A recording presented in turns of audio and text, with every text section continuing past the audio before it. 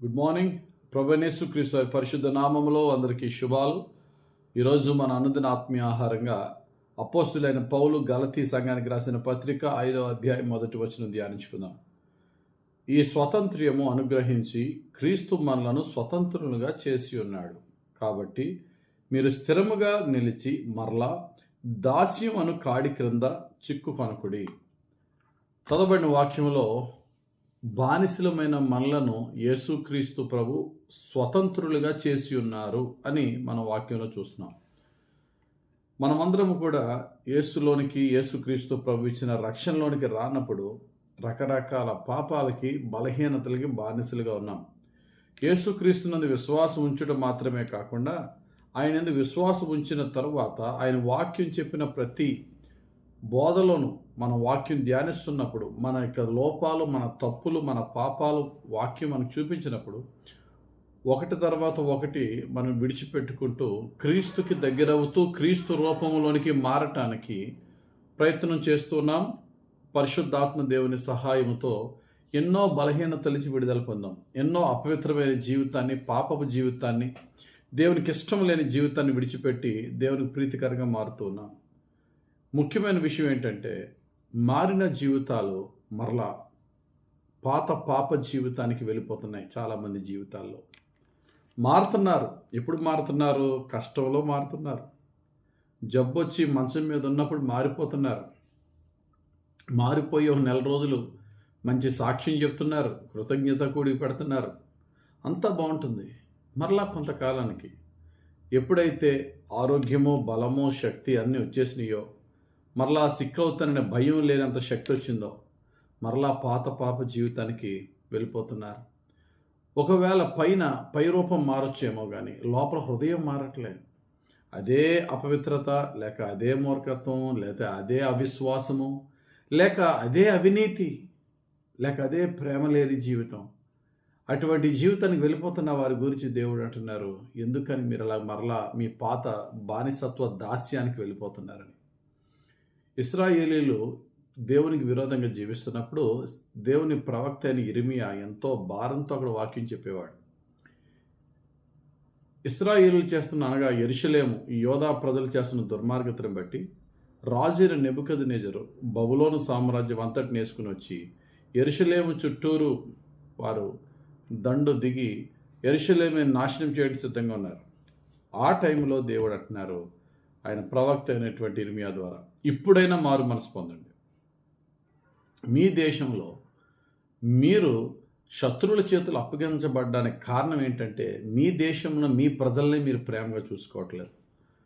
మీ దేశంలో మీ సొంత ప్రజల్ని బానిసలుగా బాధ పెడుతున్నారు. బానిసత్వం ఆ రోజుల్లో ఉండేది. ఏంటంటే బహుపేదవాడు బ్రతకడానికి ఏమీ లేనప్పుడు తన్ను తాను అమ్ముకోవడం అనమాట బానిసత్వం అంటే. దానికి కూడా దేవుడు ఒక రూల్ పెట్టాడు. ఏంటి ఆ రూల్ అంటే 6 సంవత్సరాలు నువ్వు కొనుక్కున్న బానిసని పనికి వాడుకో. 7వ సంవత్సరం అతని దగ్గర ఒక్క రూపాయి కూడా తీసుకోకుండా అతడు చేసిన సేవ చాలు, అతని స్వతంత్రునిగా వదిలేయి. 7వ సంవత్సరం తర్వాత కూడా అతను బానిసగా వాడడానికి వీల్లేదు అని నిర్గమాకాండం 21వ అధ్యాయం 2వ వచనంలోను, ధర్మశాస్త్రం అనేక చోట్ల చెప్పబడి ఉన్నది. కానీ వీళ్ళు అలా వదలకుండా అలాగే దారుణంగా బలహీనులను బలవంతులు వాడుకుంటూ ఉన్నారు. ఆ టైంలో ఎప్పుడైతే నెబుకద్నెజరు వస్తున్నాడు, మిమ్మల్ని నాశనం చేస్తున్నాడని చెప్పాడో వెంటనే వీళ్ళందరూ ఏం చేశారంటే బానిసలు వదిలేశారు.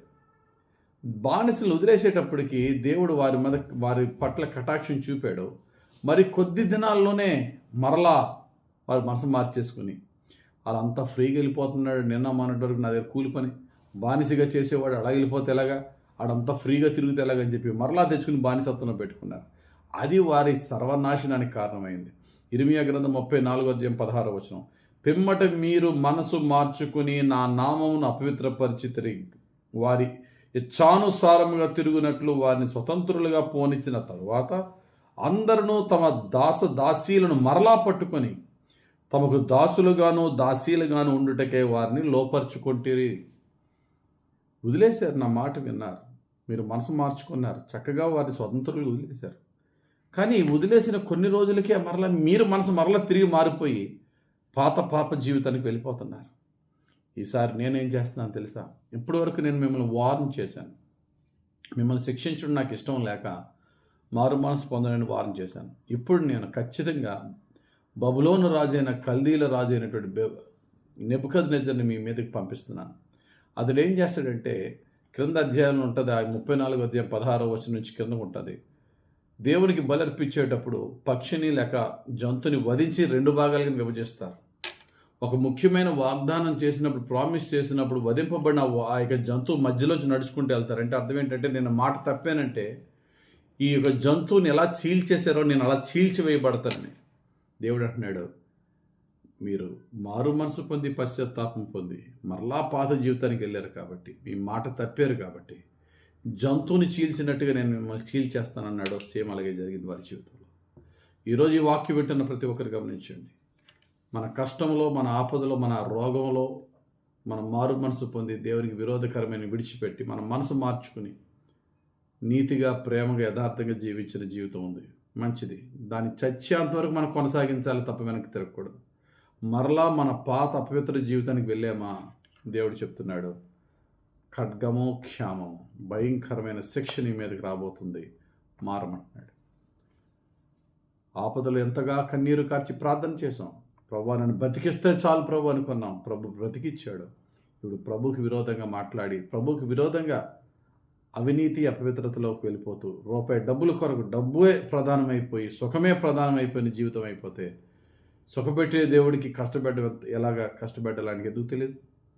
కాబట్టి ఇది దేవుడిస్తున్న మేలుకొలుపుగా మనం తీసుకొని పాత జీవితానికి వెళ్లకుండా మారు మనసు పొంది ప్రభు పాదాల యొద్ద ఆయన యందు భయముతో, భక్తితో స్థిరంగా ఉందాం.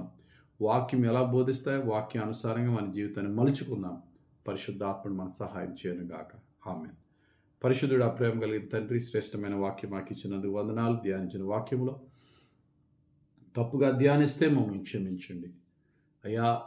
మారు మనసు పొంది నేను వెంబడించిన తర్వాత మరలా పాప జీవితానికి మేము తొలగిపోయి నాశనం కాకుండా నీ గద్దింపు, నీ మేలుకొలుపుతో మమ్మల్ని రక్షించి పరిశుద్ధపరిచి పొందిన మారు మనసు, పొందిన రక్షణ మా చివరి శ్వాస వరకు నీకే ప్రీతికరంగా కొనసాగించే భాగ్యం మాకు దయచేయమని యేసుక్రీస్తు ప్రభు నామములో ప్రార్థించి వేడుకొనిచున్నాం తండ్రి. ఆమేన్. తండ్రి యొక్కయు, కుమారుని యొక్కయు, పరిశుద్ధాత్మ దేవుని అభిషేకం వలన సర్వసత్యములో నడిపించి సంపూర్ణ రక్షణలో చివరి శ్వాస వరకు మనల్ని నడిపించి దీవించును గాక. Amen. Amen. Amen. God bless you. Have very blessed day.